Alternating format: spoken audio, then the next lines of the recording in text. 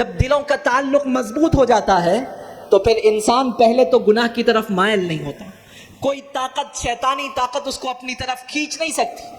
لیکن اگر کبھی ایسا ہو جائے کہ غلطی سے بھول ہو جائے یا اپنے آپ سے کنٹرول ختم ہو جائے اور کوئی خطا اس سے سرزد ہو جائے تو جب کیا ہوتا ہے، پھر جب اس کا ضمیر پھر اس کو سونے نہیں دیتا، اس کو بار بار ملامت کرتا ہے۔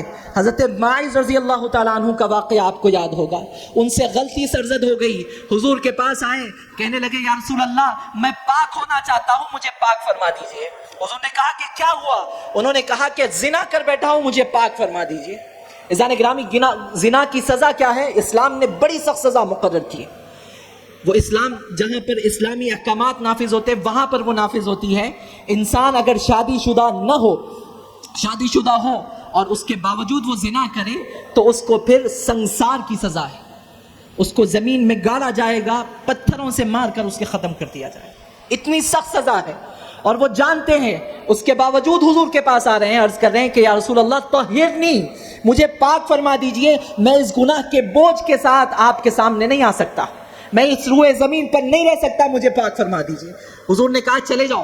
دوسری بار پھر آئے، حضور نے منہ موڑ لیا۔ تیسری بار پھر آئے، حضور نے صحابہ سے کہا کہ ان کا دماغی توازن تو ٹھیک ہے، یہ کیا بات کر رہے ہیں؟ صحابہ نے کہا یا رسول اللہ ان کا دماغی توازن ٹھیک ہے۔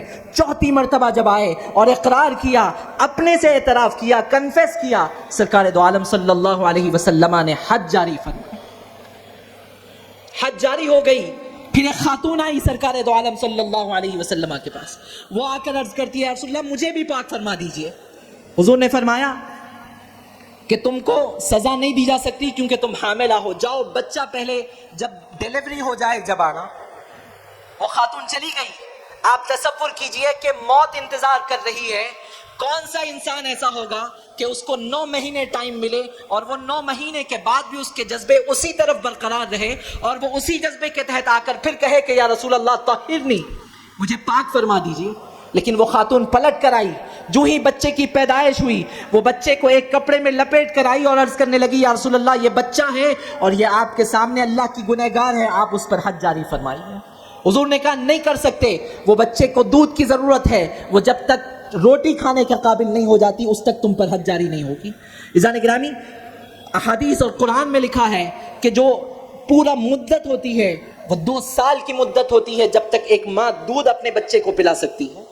2 سال ہو گئے، 2 سال کے بعد جو ہی بچے نے ایک روٹی کا ٹکڑا چبایا وہ عورت خوشی سے سرشار ہو گئی، وہ اپنے بچے کو لے کر فوراً سرکار دو عالم صلی اللہ علیہ وسلم کی بارگاہ میں آئی اور عرض کرنے لگی یا رسول اللہ دیکھیے بچہ پیدا بھی ہو گیا، دودھ پلانے کی مدت ختم بھی ہو گئی اور اب یہ بچہ اپنے سے روٹی کھانے کے قابل ہو گیا، اب میں آپ سے درخواست کرتی ہوں طہرنی یا رسول اللہ، میری آپ سے درخواست ہے۔ آپ اندازہ کیجئے کہ وہ کیا چیز تھی جس نے اس خاتون کو مجبور کیا، اس صحابی کو مجبور کیا کہ وہ اپنے آپ کو سرکار دو عالم صلی اللہ علیہ وسلم کی بارگاہ میں پیش کریں۔ عزیزان گرامی، اس عورت پر جب حد جاری کی گئی تو اس خاتون کا خون کسی کے چہرے پر اڑا، انہوں نے ناگواری کا اظہار کیا۔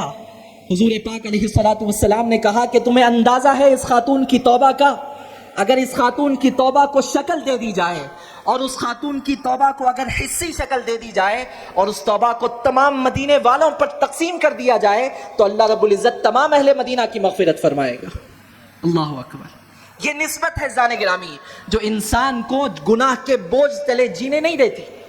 وہ چاہتا ہے کہ سخت سے سخت سزا کا اجرا مجھ پر ہو جائے لیکن گناہ کے بوجھ کے ساتھ میں میرے نبی پاک علیہ الصلوۃ والسلام کے ساتھ نہ جاؤں، ان کے پاس نہ جاؤں۔